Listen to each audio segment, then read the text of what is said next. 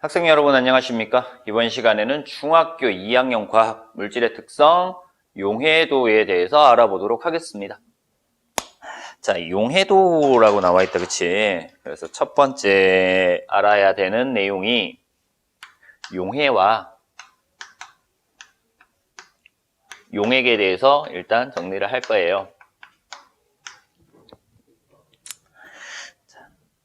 용해라고 하는 것이 뭐냐면은 한 물질이 다른 물질에 녹아서 고르게 섞이는 현상이야. 그래서 용해라고 하는 것은 한 물질이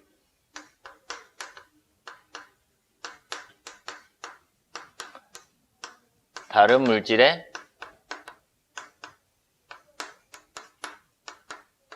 녹아 고르게 섞이는 현상을 용해라고 얘기를 해. 자, 그러면 녹는 물질이 있고 녹이는 물질이 있을 거야. 예를 들어서 이렇게 정리를 할 거예요. 예를 들어서 소금을 물에다가 집어넣어. 소금을 물에다 집어넣어. 그러면 얘가 뭐 되니? 그치? 소금물이 되죠. 소금물이 된대. 자, 이때 이 소금이라고 하는 것이 녹는 물질이야. 녹는 물질. 이 녹는 물질을 뭐라고 한다? 용질이라고 얘기를 해요. 자, 물은 소금을 녹이는 물질이야. 녹이는 물질이라고 해서 얘를 용매라고 얘기를 합니다. 자, 소금물이라고 하는 것은 완전히 녹은 상태죠. 그래서 이 완전히 녹은 상태를 균일혼합물이라고 얘기를 해. 균일혼합물 상태야. 얘를 뭐라고 하냐면 용액이라고 얘기를 해. 용액이고요. 이때 소금이 물에 녹아서 소금물이 되는 과정, 요 과정을 뭐라고 한다? 현상을 용해라고 얘기를 합니다. 됐죠? 그래서 녹는 물질을 용질, 녹이는 물질이 용매, 이런 녹는 과정을 용해라고 하고요. 용매가 고르게 섞여 있는 균일 혼합물 상태를 용액이라고 얘기를 해. 자, 이 용액은요, 크게 두 가지로 나눌 수 있어. 포화 용액과 불포화 용액이라고 나눌 수 있습니다. 그래서 용액을 포화 용액과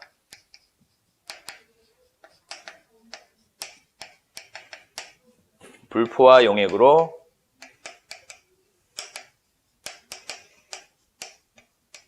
나눌 수 있는데요. 기준이 되는 것이 포화 용액이야, 포화. 포화라고 하는 것은 가득 차 있다라는 얘기고요. 더 이상 녹일 수 없다라는 겁니다. 그래서 용질이 어떻게 최대로 녹아있는 상태의 용액을 포화 용액이라고 얘기를 해. 자, 그러면은 포화 용액이 불 아니다라는 거잖아. 그치? 최대로 녹아있지 않다라는 거. 그래서 얘는 더 녹일 수 있다. 용질을 더 녹일 수 있는 상태의 용액을 불포화 용액이라고 얘기를 합니다. 자, 이렇게 됐어요?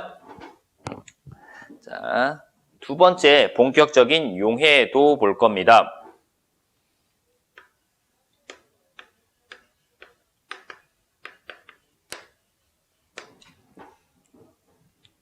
용해도는 용해도에 대한 정의 봐야 돼요. 어떤 온도라고 나와 있고요. 어떤 온도 나와 있어요. 온도에서 용매 100g에 최대로 녹아 있는, 최대로 녹을 수 있는, 최대로 녹을 수 있는 용질의 양을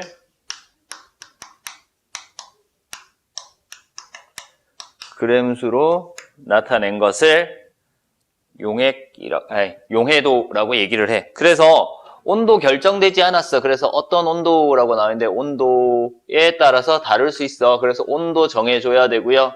그리고 용매야 어떤 용매인지 모르겠는데 용매의 종류에 따라서도 달라질 수 있어. 최대로 녹을 수 있다라는 것은 포화 상태다라는 얘기야. 그치? 포화 상태다라는 거야. 그래서 온도나 용매에 따라서도 달라질 수 있다. 근데 특정 온도, 특정 용매에서는 녹을 수 있는 양이 정해져 있기 때문에 물질의 특성이 된다라는 얘기입니다. 됐죠? 그래서 용해도는 온도나 용매에 따라서 달라질 수 있다. 근데 온도나 용매의 종류가 일정하면은 용해도가 일정하기 때문에 물질의 특성이다 라는 거 알면 돼요. 세 번째.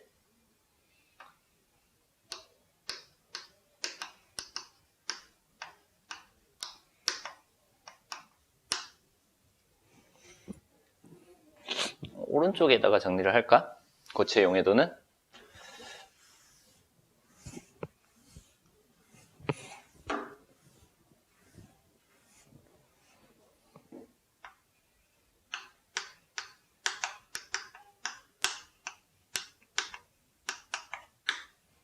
고체 용해도라고 나와 있어요. 고체 용해도. 그냥 이렇게 생각해. 물에다가 소금을 녹인다라고 생각을 해요. 소금을 녹이는데 당연히 온도가 높으면 소금이 많이 녹을 거잖아. 그리고 압력하고는 거의 영향을 받지 않는다라는 거야. 그래서 고체 용해도는 온도가 높을수록 용해도가 커지는 거고요. 압력에 영향은 거의 받지 않는다라는 거. 그래서 온도를 꼭 표시해줘야 돼. 고체 용해도 할 때. 고체 용해도를 나타낼 때는 온도를 꼭 표시해줘야 된다. 온도에 따라서 용해도가 달라질 수 있기 때문이다. 라는 거. 그래서 용해도 곡선 나와 있습니다.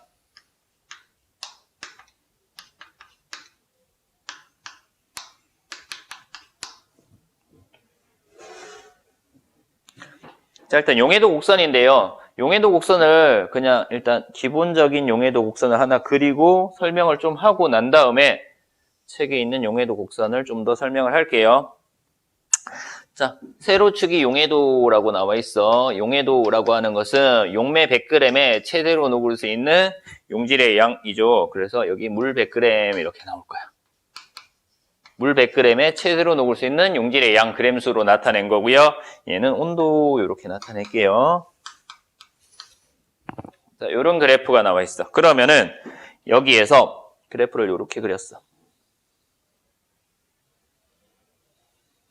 용해도 곡선 그래프야. 용해도 곡선 그래프고요. 자, 이때 선 위에 있을 때, 선상에 이렇게 있을 때야. 선상에 있을 때를 포화 상태라고 얘기를 해. 포화 상태다라는 거. 용해도 곡선 위에 있을 때 포화 상태고요. 그리고 선의 오른쪽에 있으면은 불포화 상태야. 뭐 여기에다가 점 하나 이렇게 찍을게요. 불포화 상태. 그리고 선의 왼쪽에 있으면은 여기다 점 하나 찍을게. 선의 왼쪽에 있으면은 과포화 상태다라는 거.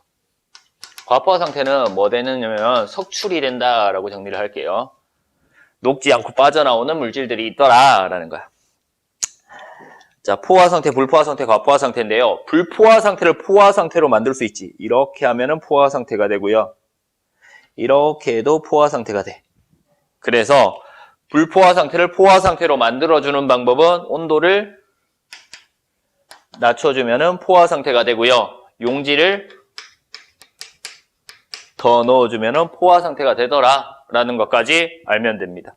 됐습니까? 그래서 용해도 곡선의 기본적인 과정, 곡선 위에 있을 때 포화 상태, 곡선 오른쪽이 불포화, 왼쪽은 과포화, 불포화 상태를 포화 상태로 만들어주는 방법까지 알아봤습니다.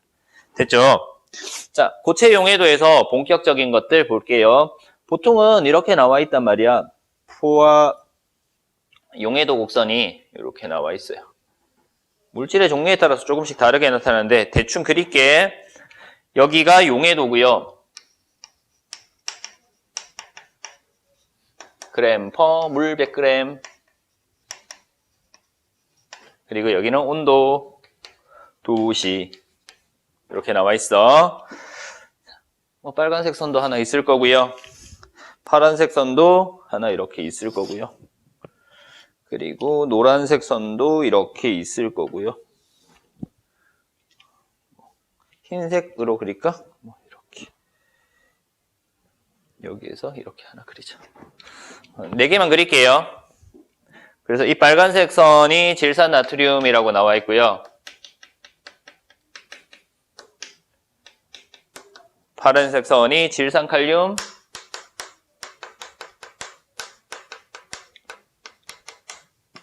노란색 선이 황산구리,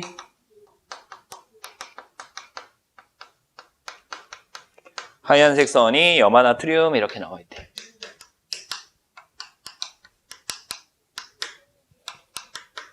곡선의 기울기가 다르다라는 걸 알 수 있다. 그치? 그래서 당연히 곡선 상에 있으면 포화 상태고요. 곡선의 기울기가 커. 그래서 기울기가 달라. 그래서 기울기가 클수록 용해도 차가 큰 거죠.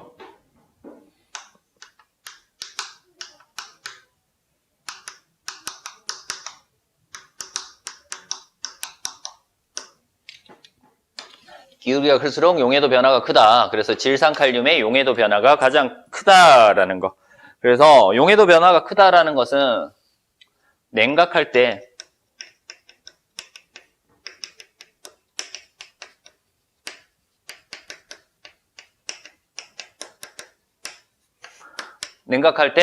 알갱이로 녹지 않고 알갱이로 빠져나오는 석출량이 많다라는 겁니다. 석출량이 많다라는 거고요. 자, 이제 석출량 구하는 거 나와. 두 번째. 용질의 석출, 녹지 않고 빠져나오는 것들에 대해서 나온단 말이야. 용질의 석출. 이런 것들이야. 여기서 볼게요. 불포화 상태에 어떤 물질이 있는데 얘를 냉각시켜주면은, 냉각을 시켜서 어느 정도 되면은 어떻게 돼? 포화 상태가 될 거고요. 냉각을 더 시키면 어떻게 돼? 과포화 상태가 되지. 이때 요만큼은 녹아있는 상태고요. 녹아있는 상태고 이만큼은 뭐 되는 거야? 빠져나오는 상태지. 석출되는 상태야. 그래서 현재 온도에서 녹아있는 용질의 양에서 냉각된 온도에서의 용해도를 빼주면은 석출량을 구할 수 있는 거지. 그래서 석출되는 용질의 양은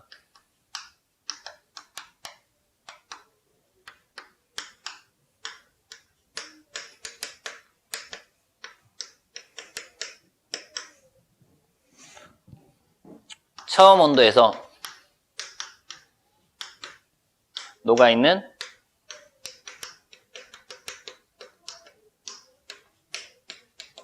용질의 양에서 빼! 뭐를?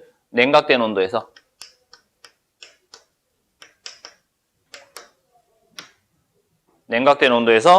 최대로 녹을 수 있는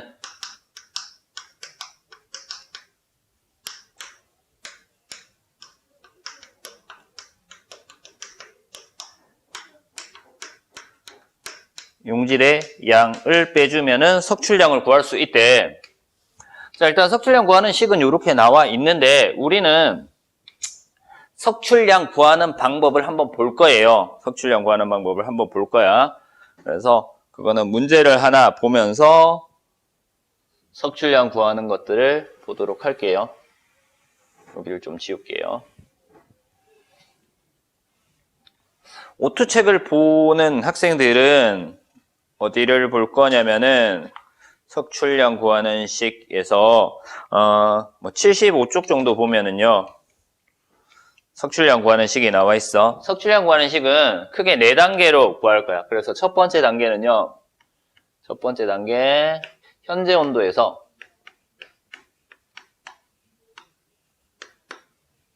물의 양과 용질의 양을 구하는 것이 첫 번째야. 두 번째 과정은요. 냉각된 온도에서 뭘 구할 거냐면 용해도를 구할 거야. 용해도는 물 몇 그램에 100g에 최대로 녹을 수 있는 용질의 양이 몇 g인지 구하겠죠. 그리고 세 번째는요. 처음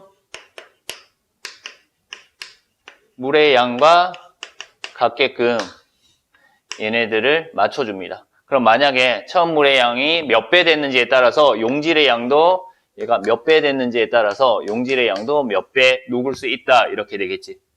그래서 여기 용질의 양도 구해요. 그래서 처음 가지고 있던 용질의 양에서 나중 냉각된 온도에서 녹을 수 있는 용질의 양 이거 두 개를 빼주면은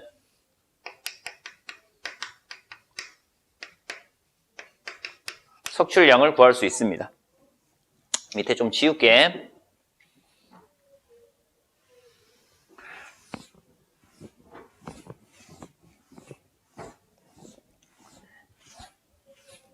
요 순서대로 문제를 하나만 풀어보도록 하겠습니다. 석출량 구하는 문제 하나만. 75쪽에 유제 2번 문제를 한번 풀어볼게요. 문제가 이렇게 나와 있어. 50도씨의 물 200g에 물질의 60g을 녹인 용액이 있어. 얘를 20도씨로 냉각을 시켰을 때 석출되는 A의 양은 얼마인가 이렇게 나왔고요. 20도씨에서의 용해도는 물질 A의 용해도는 20g이다 라고 나와 있어. 20이다 라고 나와 있어. 자, 요거 풀 거예요. 자, 그러면은 현재 온도, 처음 온도에서의 물의 양이 얼마야? 여기에 200g 이렇게 적어주면 돼. 그럼 용질의 양은 얼마야? 60g 이렇게 적어요. 이해되지? 이렇게. 자, 두 번째, 냉각된 온도에서의 용해도입니다. 물 100g에 녹을 수 있는 용질의 양 얼마라고? 20이다 라는 거지. 20g이다. 처음 물의 양하고 맞춰줘야 돼. 처음 물의 양이 200이니까 이 물의 양도 얼마로 맞춰줘야 된다고? 200g으로 맞춰줘야 돼. 그럼 몇 배 된 거야? 2배 됐지. 그럼 녹을 수 있는 용질의 양도 2배. 얼마 녹을 수 있다고? 40g까지 녹을 수 있다라는 얘기야. 그러면은 녹아있는 용질의 양에서 최대로 녹을 수 있는 용질의 양을 뭐 해주면? 빼주면 석출량이 나오지. 그래서 석출량은 얼마 나와? 20g이 나오더라. 요렇게 푸는 거야. 됐죠? 그래서 이런 식으로 석출량 구하는 방법까지 알아봤습니다. 자, 이제 기체 용해도를 볼 거예요. 기체 용해도. 고체 용해도는 온도에 의해서만 용해도 차이가 생긴다라고 얘기를 했고요. 이제 기체 용해도.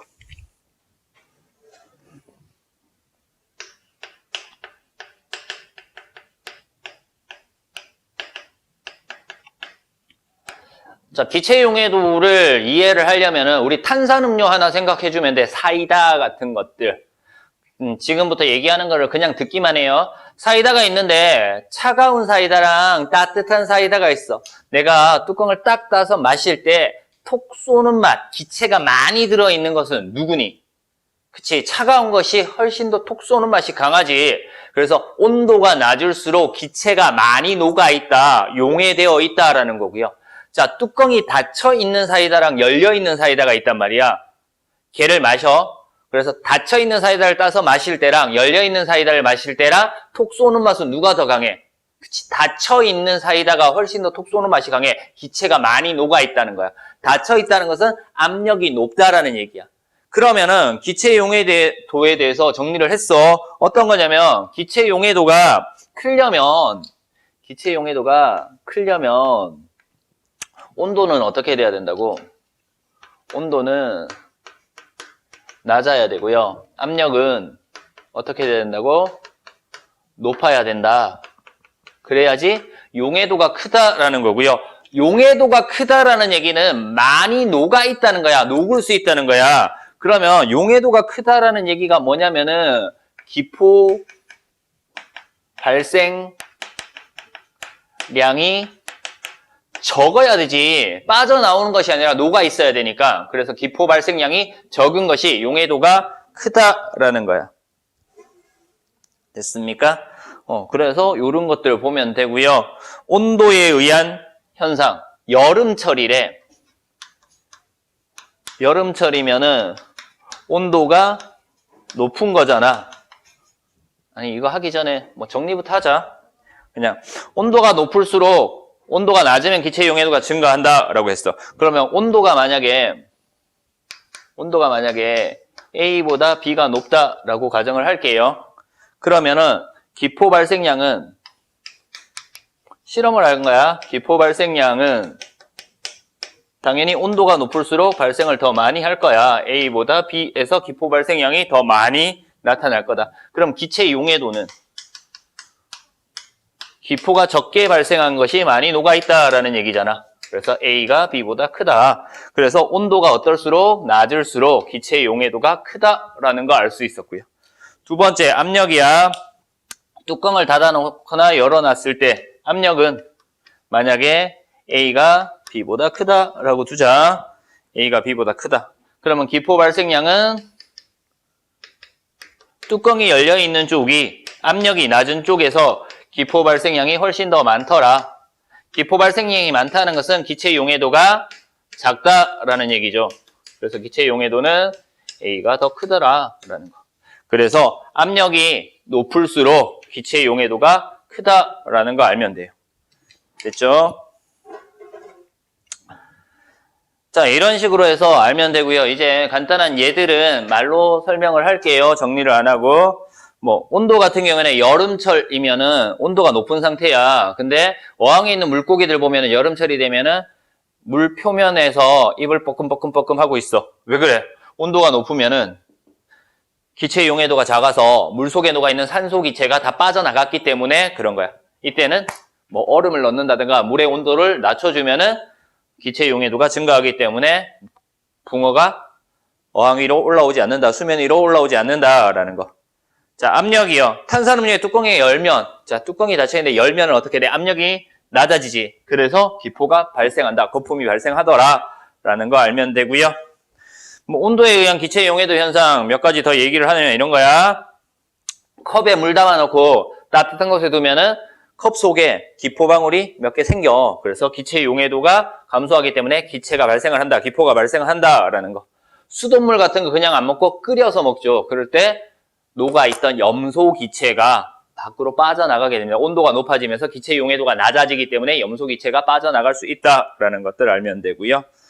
압력 같은 경우에는 우리 세월호 사건이 일어났을 때 잠수부들이 실종된 애들 찾으러 바다 밑까지 내려가죠. 그렇게 내려갔을 때 내려갔다가 올라올 때 내려가면은 깊은 곳으로 가면은 수압이 높아. 압력이 되게 높은 상태야. 그래서 용해도가 증가한 상태에서 위로 올라오면 압력이 낮아지기 때문에 용해도가 낮아져서 혈액 속에 녹아있던 기체들이 빠져나와. 갑자기.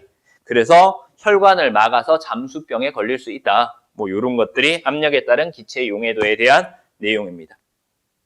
자, 이렇게 해서 기체 용해도는 온도와 압력에 따라서 어떻게 변하나? 둘 다 변하지, 그지? 그래서 기체 용해도를 나타낼 때는 온도도 표시해줘야 되고 압력도 표시를 해줘야 됩니다. 됐죠? 자, 이렇게 해서 이번 시간에는 용해도에 대해서 알아봤어요. 용해도에 대해서 기본적으로 용해가 뭔지, 용액이 뭔지 알아봤고요. 용해도에 대한 기본적인 정의, 그리고 고체 용해도에서 석출량 구하는 거, 그리고 기체 용해도에서 온도와 압력에 따른 기체 용해도가 어떻게 다른지에 대해서 알아봤습니다. 이번 시간 용해도에 대해서 알아봤습니다. 이상 이번 시간 수업은 마치도록 하겠습니다.